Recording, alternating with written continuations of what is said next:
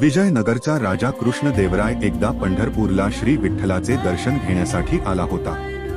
विठ्ठलाची सुंदर मूर्ती पाहून राजा फार आनंदित झाला। त्याने देवाकडे प्रार्थना केली की विठ्ठलाने त्याच्यासोबत विजयनगरला यावे। दंतकथेनुसार श्री विठ्ठल प्रसन्न झाले आणि राजासोबत जाण्यास तयार झाले।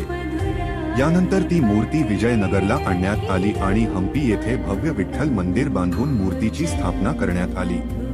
हे मंदिर विजयनगर काळातील उत्कृष्ट दगडी वास्तुकलेचे उदाहरण मानले जाते आणि वैष्णव परंपरेनुसार त्याची रचना करण्यात आली होती। मात्र मूर्ती पंढरपुरातून गेल्यामुळे तेथील भक्तांना फार दुःख झाले। परम विठ्ठल भक्त भानुदास यांनी भक्तीच्या बळावर विजयनगरला जाऊन देवाचे मन वळवले।